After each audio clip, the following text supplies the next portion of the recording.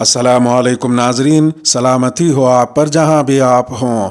Calendar پر آج تاریخ ہے 12 جمادی الاولیٰ، دن بدھ ہے اور انگریزی تاریخ 7 دسمبر ہے۔ اپنے میزبان راہی حجازی سے انڈیا کی خبریں سنیے۔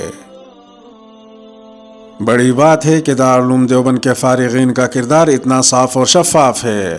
امریکی سفارت خانے کی سیکنڈ سیکریٹری برائے سیاسی امور میشیل ایلمز گزشتہ روز دارالعلوم دیوبند پہنچی اور ادارے کے محتمم مولانا مفتی ابوالقاسم نعمانی اور نائب محتمم مولانا عبدالخالق مدراسی سے ملاقات کی۔ مولانا عبدالخالق مدراسی نے میشیل ایلمز کا خیر مقدم کرتے ہوئے دارالعلوم دیوبند کا تعارف کرایا اور کہا کہ یہ ادارہ غریب اور پسماندہ مسلمانوں میں تعلیم کے مشن کے تعلق سے اپنی نمایاں خدمات رکھتا ہے۔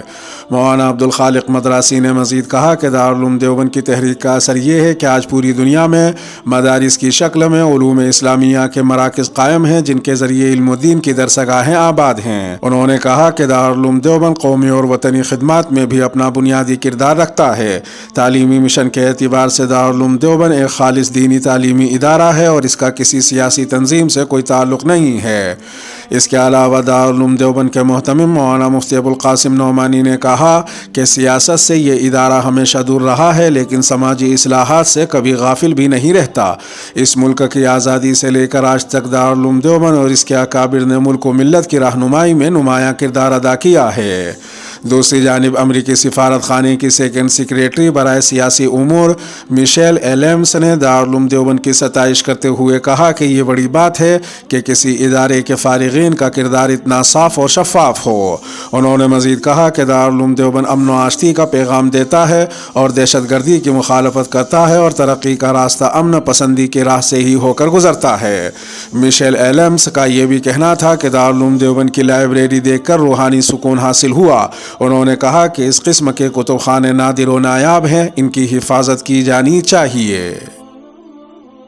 بابری مسجد کے یوم شہادت پر کئی ہیش ٹیگ نے کیا ٹرینڈ۔ بابری مسجد کی شہادت کو کل 30 سال مکمل ہو گئے۔ اس موقع پر بابری مسجد کی شہادت سے متعلق صارفین نے ٹویٹر پر اپنی آراء کا اظہار کیا جس میں بابری مسجد زندہ ہے 6 دسمبر بابری مسجد کی شہادت جیسے ہیش ٹیگ نے ٹرینڈ کیا۔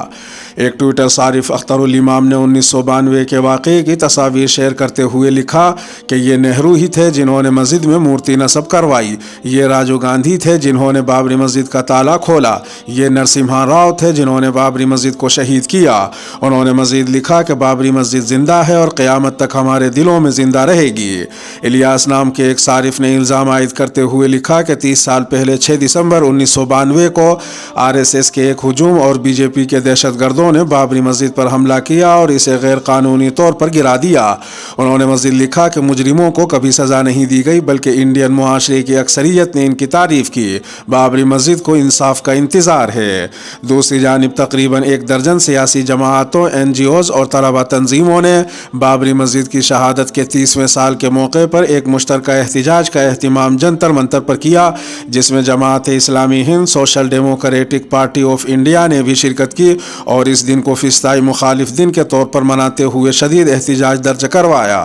SDPI کے قومی نائب صدر محمد شفیع نے بابری مسجد کو مسمار کرنے والوں کی گرفتاری اور قید کا مطالبہ کرتے ہوئے کہا کہ یہ انڈین جمہوریت کا سیاہ ترین دن ہے۔ انہوں نے بھارت جوڑو یاترا کو ہدف تنقید بناتے ہوئے کہا کہ یہ شرمناک ہے کہ جو پارٹی ملک کو تقسیم کر کے مسجد کی حفاظت میں ناکام رہی وہ اب بھارت جوڑو یاترا نکال رہی ہے۔ انہوں نے بابری مسجد کی شہادت کے لیے BJP، شیو سینا اور کانگریس کو برابر کا ذمہ دار ٹھہرایا۔ شاہی عیدگاہ مسجد میں ہنومان چالیسا پڑھنے کی کوشش کرنے والا لیڈر گرفتار۔ بابری مسجد کی شہادت کی برسی کے موقع پر متھرا میں واقع شاہی عیدگاہ مسجد میں ہنومان چالیسا پڑھنے کے لیے جا رہے اکھل بھارتی ہندو مہا سبھا کے انتہا پسند لیڈر کو منگل کے روز گرفتار کر لیا گیا۔ عہدیداران نے بتایا کہ تنظیم کے ساتھ 8 دیگر کارکنان کو بھی نظر بند کیا گیا ہے۔ واضح رہے کہ شدت پسند تنظیم اکھل بھارت ہندو مہا سبھا نے بابری مسجد کی شہادت کی برسی کے موقع پر شاہی عیدگاہ مسجد کے اندر ہنومان چالیسا پڑھنے کی کال دی تھی۔ تفصیلات کے مطابق मुताबिक additional superintendent of police मुर्तडे Singh ने बताया कि पुलिस ने अखिल भारत हिंदू महासभा के आगरा जोन के इंचार्ज सौरभ शर्मा को उस वक्त गिरफ्तार किया जब वो कॉम्प्लेक्स में वाक़ई ईदगाह मस्जिद की तरफ जाने की कोशिश कर रहे थे। उन्होंने मजीद कहा कि महासभा के सदर राजश्री चौधरी और खजानची दिनेश शर्मा उन लोगों में शामिल नहीं थे जो अपने घरों में नज़रबंद थे और पुलिस को इन दोनों के बारे में कोई इत्तला नहीं है। दूसरी जानिब senior superintendent of police Shailesh Kumar Pandey ने कहा कि अमन व अमान की सूरत हाल को ख़राब नहीं होने दिया जाएगा। उन्होंने मजीद कहा कि सोशल मीडिया पर भी कड़ी नज़र रखी जा रही है। उनका ये भी कहना था कि सुप्रीम कोर्ट के अहकामात पर अमल किया जाएगा और ताज़ीरात हिंद की दफ़ा 144 के तहत इम्तिनाई अहकामात को यकीनी बनाया जाएगा। माली मदद या चैरिटी जबरन मजहब तब्दीली के लिए नहीं हो सकती। सुप्रीम कोर्ट ने कहा है कि माली मदद या चैरिटी ठीक है, लेकिन इसे जबरन मजहब तब्दीली के लिए इस्तेमाल नहीं किया जाना चाहिए। सुप्रीम कोर्ट ने मजीद कहा कि जबरन मजहब तब्दीली एक संगीन मसला है और आईन हिंद के खिलाफ है। सुप्रीम कोर्ट ने यह तबसरा उस वक्त किया जब वो जबरन मजहब तब्दीली से मुतालिक एक दरख्वास्त की समाअत कर रही थी।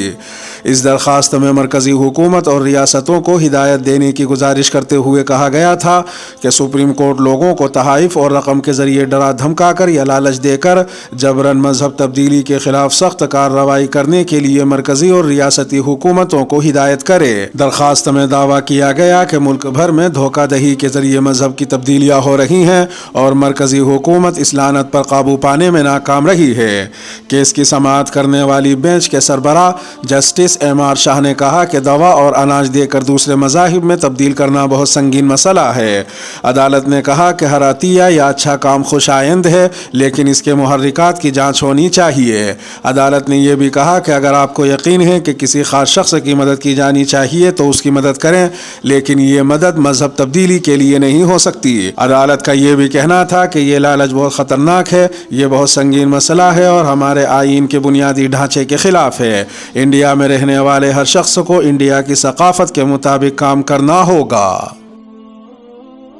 जो गलत है उसके खिलाफ फिर लड़ूंगी, बिल्किस बानो। गुजरात में 2002 के दंगों के दौरान गैंग रेप की सर्वाइवर बिल्किस बानो ने सुप्रीम कोर्ट में उनके साथ हुए जराइम के मुजरिमों की क़ब्ल अज़ वक्त रिहाई को चैलेंज करने के बाद जारी करदा एक बयान में कहा है कि जो गलत है और जो सही है इसके लिए मैं फिर से लड़ूंगी। उन्होंने मजीद कहा कि एक बार फिर खड़े होने और इंसाफ के दरवाजे पर दस्तक देने का फैसला मेरे लिए आसान नहीं था। मेरे पूरे ख़ानदान और मेरी ज़िंदगी को तबाह करने वाले लोगों की रिहाई के बाद मैं लंबे अरसे तक सदमे में थी। मैं अपने बच्चों, अपनी बेटियों और सबसे बढ़कर उम्मीद के खो जाने से मफलूज हो गई थी। बिल्किस बानो के मुताबिक उनकी खामोशी के दौरान उन्हें मुल्क के मुख्तलिफ हिस्सों से हिमायत की आवाज़ें मिली जिनसे उम्मीद जगी है और उन्हें एहसास कराया गया कि वो अपने दुख में तन्हा नहीं है और उनके पास ये बयान करने के लिए अल्फाज नहीं है कि इस हिमायत का उनके लिए क्या मतलब है। उन्होंने कहा कि मुल्क के मुख्तलिफ हिस्सों से मिलने वाली हिमायत ने उनका इंसानियत पर भरोसा दोबारा बहाल किया है और इंसाफ के तसव्वुर पर दोबारा यकीन करने के लिए उनके हौसले को नई ताकत मिली है। उन्होंने कहा कि इसीलिए मैं एक बार फिर खड़ी होकर लड़ूंगी उसके खिलाफ जो गलत है और जो सही है। मैं आज अपने लिए, अपने बच्चों के लिए और हर जगह की ख़वातीन के लिए ये कर रही हूँ। उलमा औरतों के बारे में अल्लाह से डरें और हमारे बारे में ऐसी बातें न कहें। अहमदाबाद की जामे मस्जिद के इमाम मौलाना शब्बीर अहमद का ख़वातीन से मुतालिक दिए गए बयान पर आला हज़रत हेल्पिंग सोसाइटी की सरबराह निदा खान ने सख्त तबसरा किया है। निदा खान ने मौलाना शब्बीर अहमद सिद्दीकी की ज़ातियात पर हमला करते हुए कहा कि इस्लाम ख़वातीन को इज़्ज़त देने के साथ साथ बराबरी की बात करता है, लेकिन इस बात पर बग़ैर डिग्री वाले मौलाना कुछ भी बोलकर गायब हो जाते हैं। इंडिया में आइन से काम चलता है और ये लोग हमें इस तरह की नसीहत करने वाले कौन होते हैं। वाज़ेह है कि अहमदाबाद में वाक़ जामे मस्जिद के शाही इमाम मौलाना शब्बीर अहमद सिद्दीकी ने मुस्लिम ख़वातीन के सियासत में हिस्सा लेने की मजम्मत करते हुए कहा था कि मुस्लिम ख़वातीन को इंतखाबी टिकट देना इस्लाम के ख़िलाफ़ है। मौलाना शब्बीर अहमद सिद्दीकी के इस बयान पर तनकीद करते हुए आला हज़रत हेल्पिंग सोसाइटी की सरबराह निदा खान ने मजीद कहा कि ये लोग खुद की बेटियों को कॉन्वेंट में पढ़ाते हैं और आवाम को नाखानदा रहने की हिदायत करते हैं। انہوں نے مزید کہا کہ مولانا اللہ سے ڈریں اور اپنے فائدے کے لیے خواتین کا استحصال نہ کریں۔ ندا خان کے مطابق آخر علماء کو خواتین سے کیا دقت ہے، ہر دن کوئی نہ کوئی نیا فرمان جاری کر دیتے ہیں۔ ندا خان کا یہ بھی کہنا تھا کہ خواتین کو جب اس کا شوہر جہیز کے لیے گھر سے نکال دیتا ہے اور مارتا پیٹتا ہے تو اس وقت یہ نصیحت کرنے والے لوگ کہاں چلے جاتے ہیں؟ جب خواتین کے ساتھ عصمت دری ہوتی ہے تو یہ لوگ خاموشی کیوں اختیار کر لیتے ہیں؟ دوسری جانب مولانا شبیر احمد کے اس بیان کی حمایت بھی کی جا رہی ہے۔ درگاہ اعلیٰ حضرت سے منسلک تنظیم اور انڈیا مسلم جماعت کے قومی صدر مولانا شہاب الدین رضوی بریلوی نے حمایت کرتے ہوئے کہا کہ اسلامی شریعت مسلم خواتین کو گندی سیاست کرنے سے روکتی ہے۔ انہوں نے مزید کہا کہ اسلام نے خواتین کی پاکیزگی اور ان کے رتبے کا خیال رکھا ہے۔ موجودہ انتخابی سیاست سے مسلم خواتین کو بچنا چاہیے اور شریعت کا یہ حکم صرف مسلم خواتین پر نافذ ہوتا ہے اور دوسرے طبقے سے تعلق رکھنے والی خواتین اس سے الگ ہیں۔ اس خبر پر آپ کی کیا رائے ہے؟ آپ کچھ کہنا چاہیں تو تبصرے کے خانے میں اپنی رائے ہم سے شیئر کر سکتے ہیں۔